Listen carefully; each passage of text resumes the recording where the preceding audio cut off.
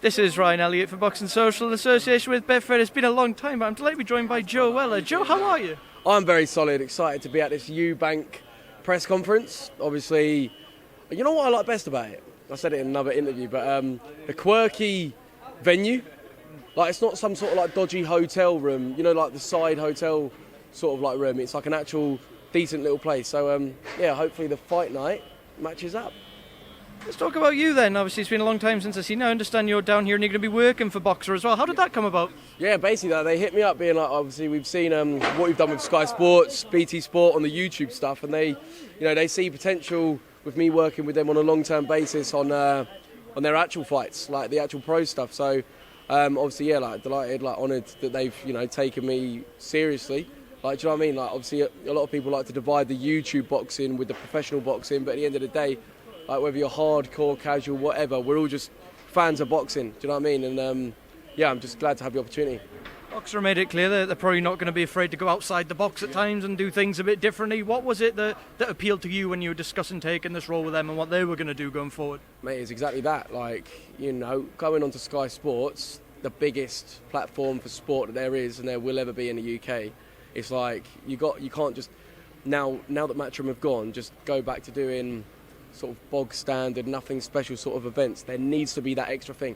I think they should bring in, like, I keep saying this, I should probably keep this idea quiet, but you can have it, alternative commentary or something like that, where they bring in, like, each time, imagine you can hit the red button and there's like Skepta, friggin' some like Daniel Craig and like a boxing, like someone else from boxing, like on the commentary. Like, not for everyone, but I don't know, like little ideas like that where you can bring different worlds in.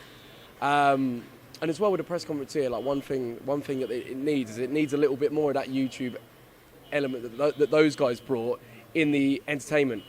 They need to like a bit more energy to it.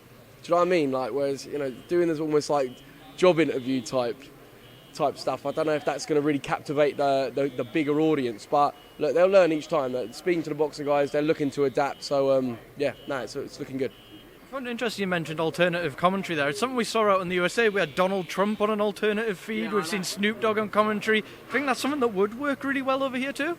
A lot of people like watching right now, you know who you are. You hate that idea. You're commenting saying, "Weller, mate, shut up, you prick." I understand, but listen, in terms of bringing in beyond that, like 15,000 viewers that are like hardcores, bringing in the millions, you need to start bringing in stuff, I believe, a bit of cross promotion, like crossing over worlds. That is what's banging. Like, if you fuse somewhat, the music world with the boxing world, the film world, the influencer YouTube space, and start bringing in extra audiences. And I think it's fun. People want to see, people want to hear other people's opinions, not just the classic boxing opinion. I want to know what Daniel Craig... I know I went to the Bond premiere last night, basically. That's why I keep saying that. But, yeah, basically, I just think, branching out and bringing a few more worlds in would be interesting. You're as educated as anyone to speak on what I'm about to ask you next. Through these YouTuber events that you and I have covered over the years, the big talking point was always, but it's going to bring more eyes to boxing and that'll bring more fans and more money. From your standpoint, you've seen both sides. Do you think it has brought new eyes? Do you think people have stayed around and kept that interest in boxing? Well, you see the AJ fight, you see how the atmosphere there.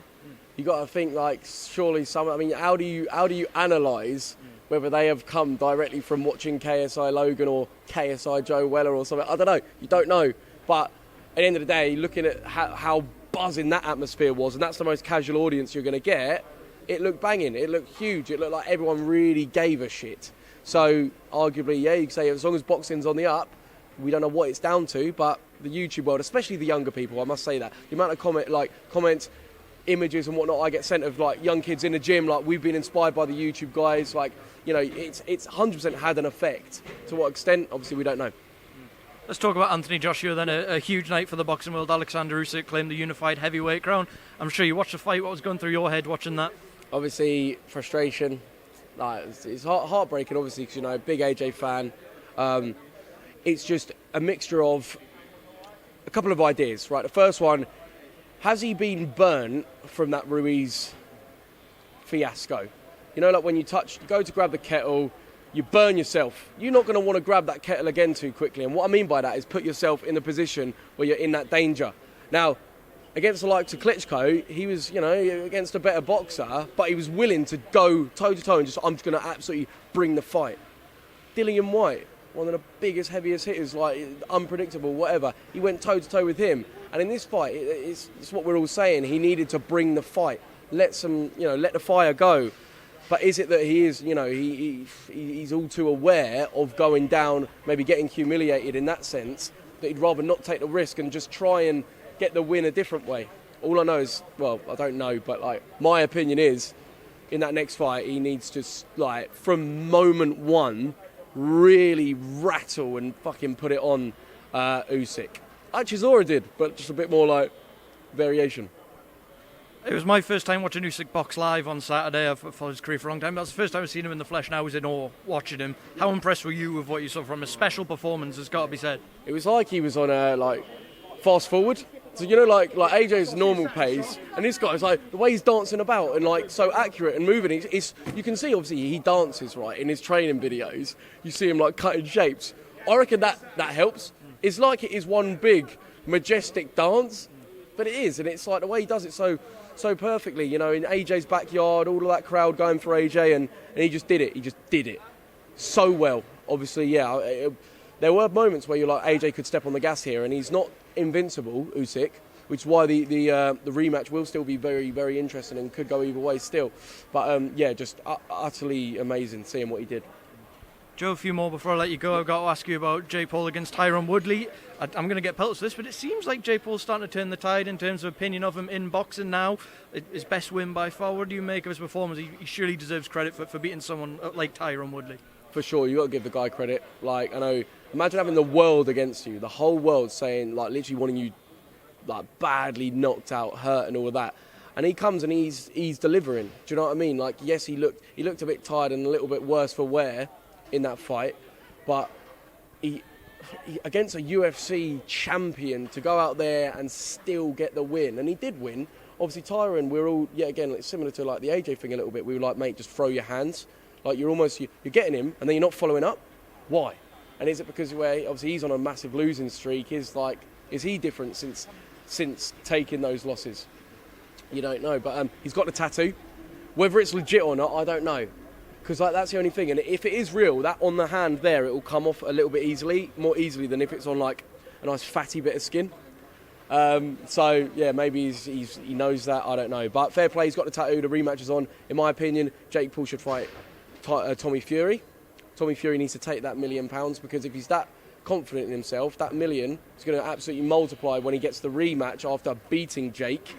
And it shouldn't, But the way he's like trying to get as much money, it's suggesting a bit of not a lot of confidence, and I think the world is moving so quickly now that if he doesn't take this opportunity, he'll be yesterday's news. In terms of where JJ fits in this whole picture, he's been away from it for a long time, but he has teamed up with Wasserman Boxing. I understand he might be putting on show. Yeah, KSI. KSI? Yeah. With Wasserman? Yeah, I heard he's teamed up with them. So I didn't know that. Apparently they're going to be putting on events of some sort, and he might be fighting as well. Who would you like to see him fight? No, I said he's going to be fighting. Who would you like to see him fight next?